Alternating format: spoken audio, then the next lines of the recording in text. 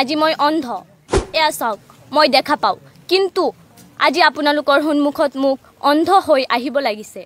আমি লজ্জিত অতি পৰিতাপেৰে আপোনালোকক জনাও আমাৰ সমাজত এনে কিছুমান শিক্ষিত গুণী জ্ঞানী লোক আছে যিসকলে সমাজত চলি থকা বেয়া কৰ্মবোৰ দেখা পায়ো অন্ধৰ দৰে নেদেখাৰ ভাও ধৰিছে তেওঁলোকে ঠিক মোৰ দৰেই চকুত কোলা কাপোৰ বান্ধি যেন সমাজৰ সকলোবোৰ চায়ো বেয়া কৰ্ম তথা কুসংস্কাৰ চায়ো অন্ধৰ দৰে ভাও ধৰিছে তেওঁলোকে নিজৰ স্বাৰ্থত বিলীন হৈ এক প্ৰকাৰ এইবোৰ কৰিবলৈ যেন সঁহাৰিয়েই জনাইছে যাৰ ফলত অপৰাধীসকলে অপৰাধ কৰিবলৈ কুণ্ঠাবোধ কৰা নাই সেয়ে আজি আমি ছাত্ৰ সমাজে আপোনাসকলৰ হাত জোৰ কৰি অনুৰোধ কৰি কৈছোঁ আপোনালোকে এইবোৰ কাম বাদ দিয়ক আৰু আপোনালোকে চকুৰ পৰ্দাটো আঁতৰাই আমাক চাওক আমাক এক সুস্থ শৈক্ষিক জীৱন দান দিয়ক আপোনালোকে আমাৰ অৱস্থাটো চাওক আমি বাহিৰত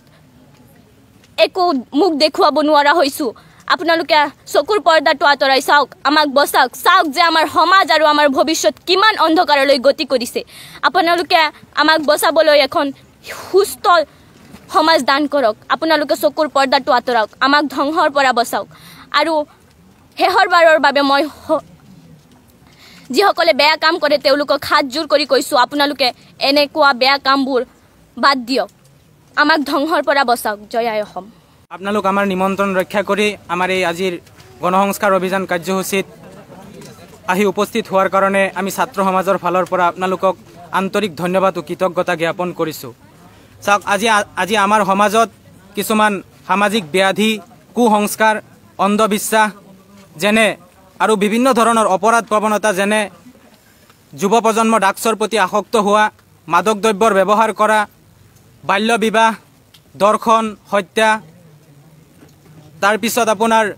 নকল সোণৰ ব্যৱসায় জাল নোটৰ ব্যৱসায় তাৰপিছত থানাৰ দালালি ইত্যাদি ধৰণৰ কিছুমান আমাৰ সমাজত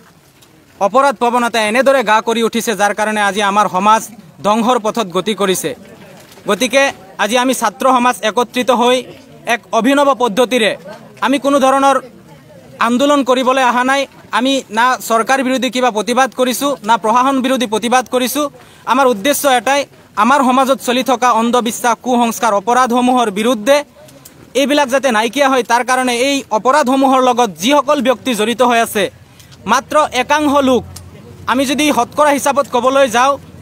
1% লোক এইবিলাক অপৰাধৰ লগত জড়িত আজি তেওঁলোকৰ কাৰণে আজি আমাৰ গোটেই জাতিটোৱে লেইলেই চেইচেৰ পাত্ৰ হ'ব লগা হৈছে আজি আমি বাহিৰত গৈ নিজৰ পৰিচয় লুকাই ৰাখিব লগা এটা পৰিস্থিতিৰ সৃষ্টি হৈছে গতিকে আমি ছাত্ৰ সমাজে তেওঁলোকক হাত জোৰ কৰি অনুৰোধ কৰিছোঁ আপোনালোকে অপৰাধ কৰাসমূহ বন্ধ কৰক এখন সুস্থ সবল সমাজ যাতে আমি প্ৰতিষ্ঠা কৰিব পাৰোঁ তাৰ কাৰণে আপোনালোকে আমাক সহায় কৰক সমাজৰ পৰা দুৰ্নীতি অন্ধবিশ্বাস কুসংস্কাৰ আঁতৰাই আমাক এখন সুস্থ সবল সমাজ প্ৰতিষ্ঠা কৰাত যাতে আপোনালোকে সহায় কৰে তাৰ কাৰণে আমি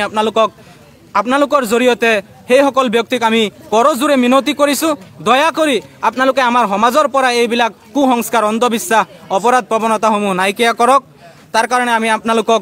পুনৰবাৰ কৰজোৰে মিনতি কৰিছোঁ আৰু মই আজি গুৱাহাটী বিষ্ণুৰাম মেধি আইন মহাবিদ্যালয়ত অধ্যয়ন কৰি আছোঁ তাৰ পৰা আহি আজি মই আজিৰ গণসংস্কাৰ অভিযানৰ মই নেতৃত্ব লৈছোঁ আমাৰ ছাত্ৰ ছাত্ৰীসকল আমি একত্ৰিত হৈ আজি এটা অভিনৱ পদ্ধতিৰে প্ৰতিবাদ কৰিছোঁ